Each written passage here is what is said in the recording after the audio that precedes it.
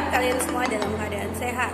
Hari ini kita akan belajar tema 6, subtema 3, muatan pembelajaran PPKN tentang keberagaman agama. Pemerintah mengakui 6 agama di Indonesia. Yang pertama adalah Islam, yang kedua Kristen Katolik, yang ketiga Kristen Protestan, yang keempat Buddha, yang kelima Hindu, dan yang terakhir adalah Konghucu. Keberagaman agama ini juga akan meliputi tentang keberagaman tempat ibadah, hari besar keagamaan, dan kitab suci sesuai agamanya masing-masing. Pada video pembelajaran nanti, Miss akan menjelaskan semua bentuk keberagaman itu, serta sikap-sikap yang bisa menjaga persatuan dan kesatuan antar umat beragamanya. Salah satunya adalah sikap toleransi. Berikut adalah video pembelajarannya. Tonton sampai habis ya, Nak. Keragaman agama dan tempat ibadah. Ada 6 agama yang diakui di Indonesia, yaitu Islam, Kristen, Katolik, Hindu, Buddha, dan Konghucu. Setiap agama memiliki tempat ibadah masing-masing. Bentuk tempat ibadah setiap agama juga memiliki ciri yang khas. Mari kita pelajari tempat-tempat ibadah di Indonesia berikut. Yang pertama adalah masjid. Masjid adalah tempat ibadah umat Islam. Kegiatan-kegiatan perayaan hari besar, diskusi, kajian agama, ceramah, dan belajar Al-Quran sering dilaksanakan di masjid. Ciri khas masjid biasanya terletak pada bagian atapnya. Masjid sering dihiasi dengan kaligrafi. Gereja Katolik. Gereja Katolik adalah tempat ibadah umat Katolik. Kegiatan-kegiatan keagamaan seperti misa ekaristi biasa dilakukan umat Katolik di gereja tersebut. Ciri khas gereja Katolik adalah menggunakan salib dan patung Yesus. Selain itu, ada juga patung-patung orang suci seperti Bunda Maria dan Santo Yosef. Gereja Kristen. Gereja Kristen adalah tempat ibadah umat Kristen. Kegiatan-kegiatan keagamaan seperti kebaktian biasa dilakukan umat Kristen di gereja tersebut.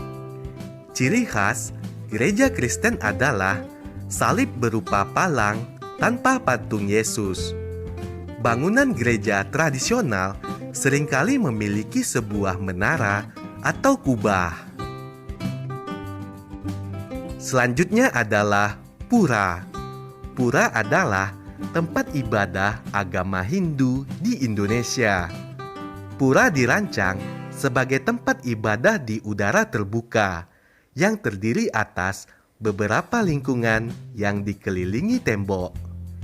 Ciri khas pura adalah pelinggih Meru, yaitu menara dengan atap bersusun tinggi yang menyerupai pagoda. Terdapat beberapa jenis pura yang berfungsi khusus untuk menggelar beberapa ritual keagamaan Hindu. Wihara. Wihara adalah tempat ibadah agama Buddha. Wihara juga bisa disebut kuil. Wihara digunakan untuk melakukan segala macam bentuk upacara keagamaan. Di dalam wihara terdapat satu atau lebih ruangan untuk penempatan altar. Bentuk bangunan dan warna wihara biasanya hampir sama dengan kelenteng. Berikutnya adalah kelenteng. Kelenteng adalah sebutan untuk tempat ibadah penganut agama Konghucu di Indonesia. Bangunan kelenteng umumnya bernuansa arsitektur Tionghoa. Bangunan biasanya didominasi warna merah dan kuning. Berikut adalah perilaku yang dapat dilakukan agar persatuan dan kesatuan antar umat beragama tetap terjaga. Yang pertama, menghormati teman yang sedang beribadah sesuai agamanya. Yang kedua, bermain tanpa melihat perbedaan agama. Ketiga, tidak memaksakan agama kepada orang lain. Hari besar keagamaan. Berikut ini adalah hari-hari besar keagamaan yang ada di Indonesia. Yang pertama, agama Islam. Hari besar keagamaannya Idul Fitri, Idul Adha, Tahun Baru Islam, Maulid Nabi, dan Isra Mi'raj. Yang kedua, agama Kristen. Hari besar keagamaannya Natal, Paskah, dan kenaikan Isa Al-Masih. Selanjutnya, agama Katolik. Hari besar keagamaannya Natal, Paskah, dan kenaikan Isa Al-Masih. Berikutnya agama Hindu. Hari besar keagamaannya Nyepi, Galungan, dan Kuningan. Agama Buddha. Hari besar keagamaannya Waisak, Asada, dan Katina. Selanjutnya agama Konghucu. Hari besar keagamaannya Imlek dan Cap Gomeh. Setiap hari besar keagamaan memiliki makna tersendiri bagi umat yang merayakannya. Setiap umat beragama harus saling menghargai keragaman hari besar keagamaan. Tujuan perayaan hari besar keagamaan. Yang pertama, Hari Raya Idul Fitri yang dirayakan oleh umat Islam. Tujuan Hari Raya Idul Fitri adalah merayakan keberhasilan melaksanakan kewajiban berpuasa di bulan Ramadan, sehingga kembali suci pada hari tersebut. Selanjutnya, Hari Raya Natal yang dirayakan oleh umat Kristen dan Katolik. Tujuan perayaan ini adalah untuk memperingati kelahiran Isa Al-Masih. Yang ketiga, Hari Raya Nyepi yang dirayakan oleh umat Hindu. Tujuan perayaan ini adalah permohonan kepada Tuhan Yang Maha Esa untuk menyucikan Buana Alit atau alam manusia dan Buana Agung atau alam semesta.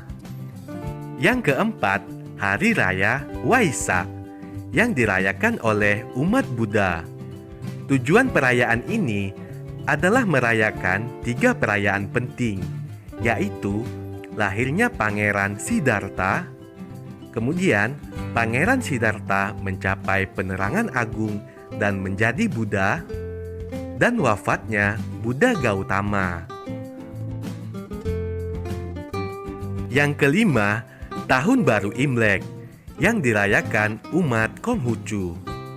Tujuan perayaan ini adalah ungkapan rasa syukur dan harapan agar rezeki melimpah di masa yang akan datang. Selain itu, perayaan ini juga digunakan sebagai sarana berkumpul bersama keluarga. Keragaman tradisi dalam setiap perayaan hari besar keagamaan. Setiap agama memiliki hari besar keagamaan masing-masing. Setiap perayaan hari besar keagamaan memiliki makna penting bagi pemeluk agama yang merayakannya. Kita harus menghargai dan menghormati teman atau tetangga kita yang sedang merayakan hari besar keagamaan. Kegiatan-kegiatan keagamaan yang sering dilaksanakan di tempat ibadah.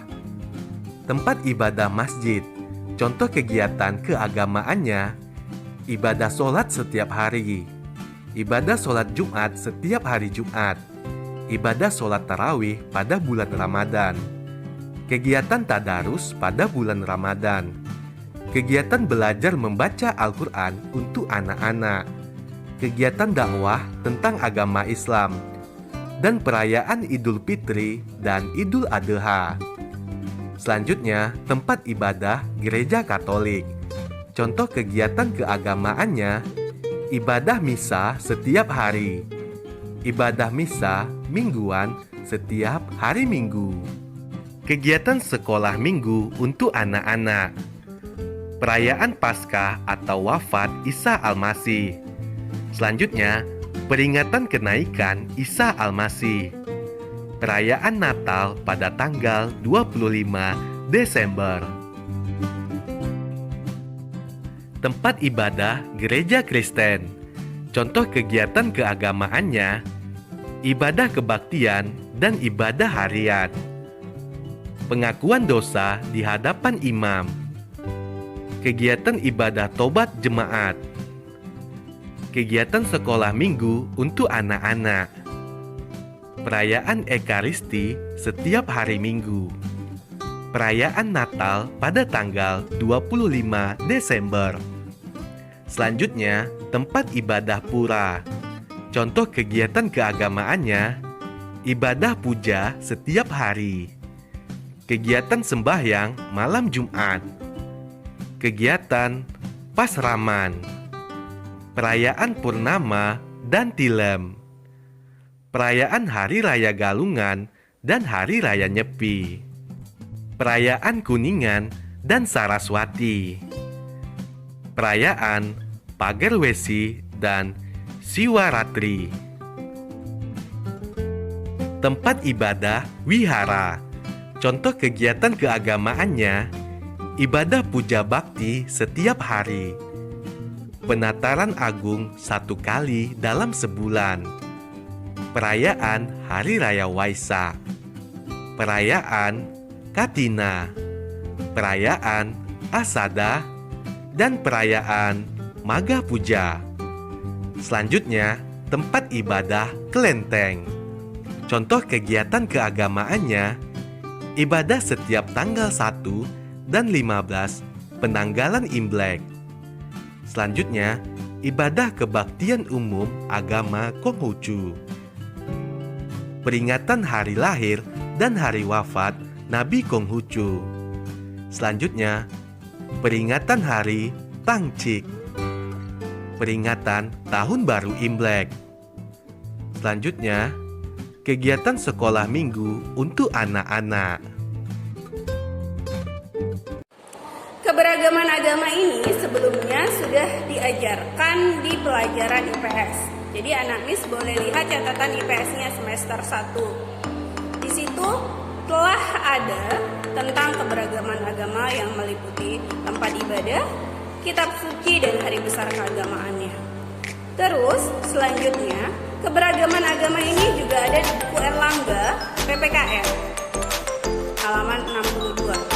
Ada buku dijelaskan tentang agama, keberagaman agama, hari-hari besar keagamaan, dan toleransi antar